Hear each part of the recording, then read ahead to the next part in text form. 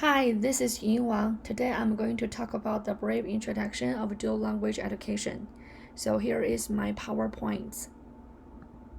As you can see, it is a very brief introduction of dual language education.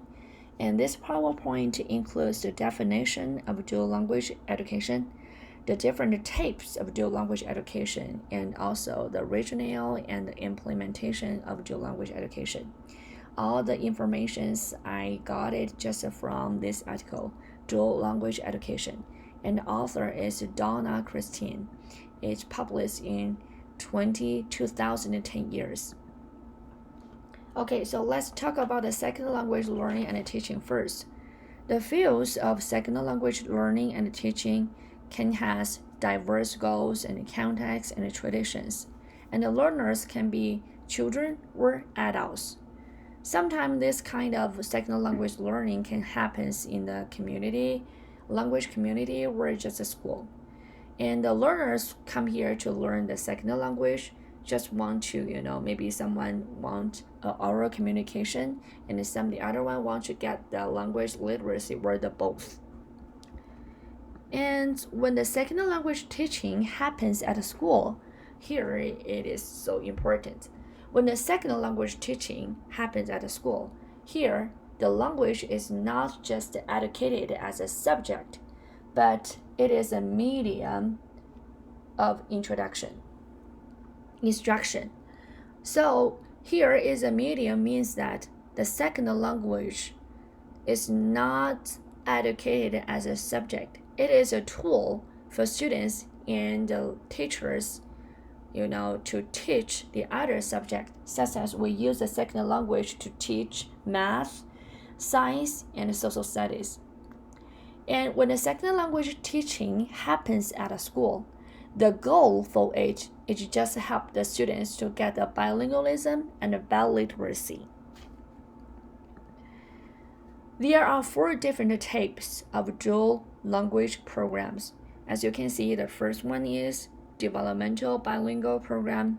The second one is foreign language immersion programs, and the third one is heritage language immersion program, and the fourth one is two-way immersion program. So there are 4 different types, and those different types are divided according to the students' population, because sometimes the students have different population or different situation. So according to the different of students population and situation, so the dual language program can divide it into those 4 parts. Here is a brief picture of dual language umbrella. As you can see, so this umbrella is called the dual language umbrella. It can divide it into 4 parts. The first one is developmental bilingual. The second one is a two-way immersion. The third one is a heritage language immersion. And the fourth one is foreign language immersion. Those 4 parts consist a whole dual language umbrella. And now let's talk about the definition of dual language education. I think in education, a bilingual program is the one in which 2 languages are used for instruction. So here, because it is a bilingual program, so we use 2 languages. But here is also, here has, as you can see, the use is marked in red color. So why we use is not teach. Because remember that in the bilingual program, the 2 languages, they are not the teaching subjects, but as a tool to teaching the other subjects. So we use those 2 languages to teach other subjects. So that's why here we use the words use as not teach. And the context of dual language education can build on the research, history, and tradition of bilingual, foreign language, and heritage education. These are the dual language education's context. Okay, so now let's talk about the rationale for language education. The dual language education needs a firm footing in education effectiveness as well as second language learning pedagogy. It depends on high quality implementation to realize the effectiveness for students.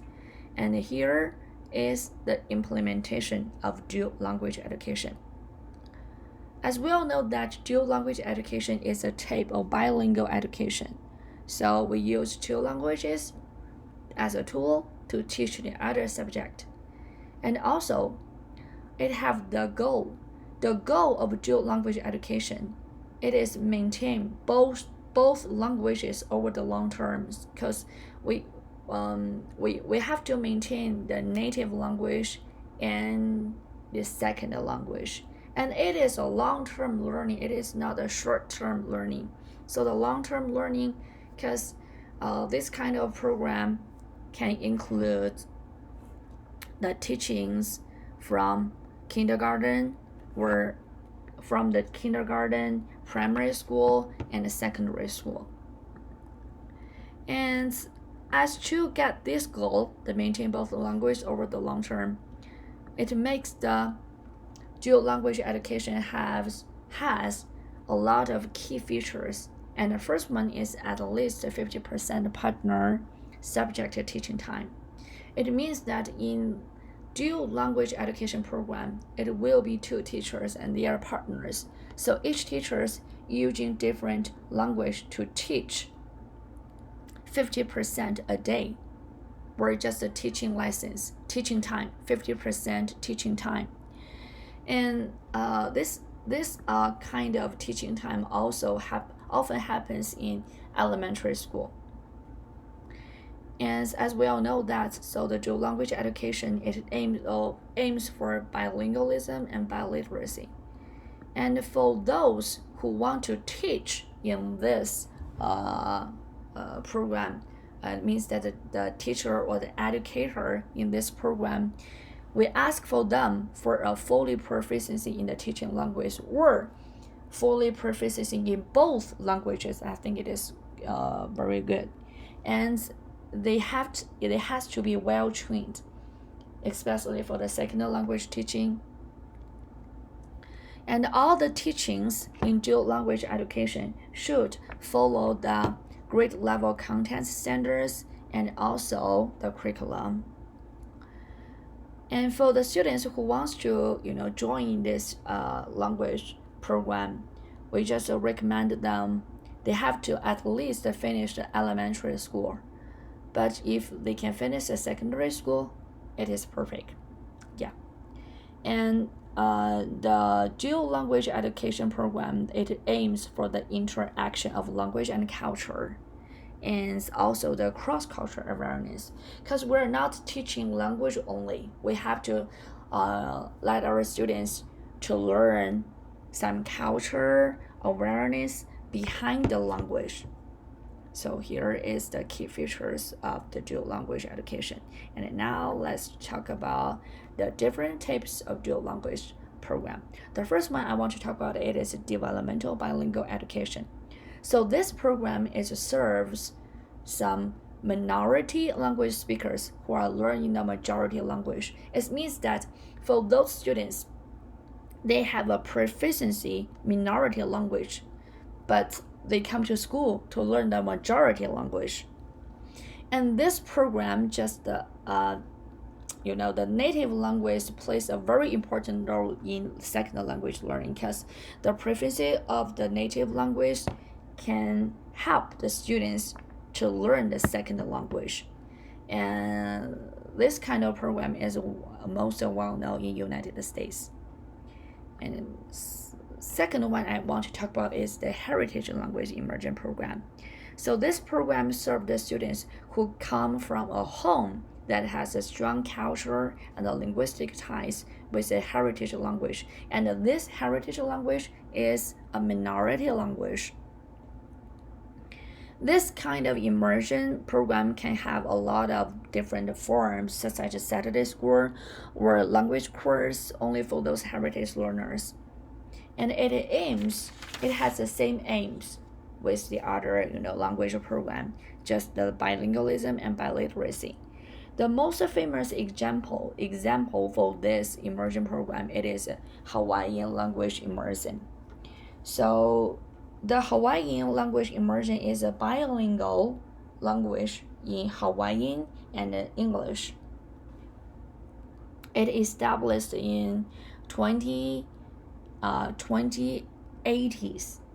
So it's just a response for those parents and Hawaiian language educators who want to seek opportunity for their children to be educated through the medium of Hawaiian, and in order to maintain or just protect the Hawaiian language and cultures. And this kind of the Hawaiian language immersion program has a preschool and elementary and secondary, the grade levels. It is whole grade language program levels. And now I want to talk about it is I'm sorry. So here is a foreign language immersion program. In this program, it served the language majority students, and they used a second or foreign language to teach at least 50% of curriculum during the elementary or secondary grades. So it shared the same age with the other immersion program. It's bilingualism and biliteracy. So this kind of language immersion program started at 20s, 80s in United States. It first started as 20s, 80s in United States, and the very first language program, it is Spanish, and then it came out the other languages such as French and German and Japanese, Mandarin and Korean. And so now it has a lot of foreign language immersion programs in United States. And the last one is a two-way immersion program. So this program serves both the language minority and the language majority students in the same class.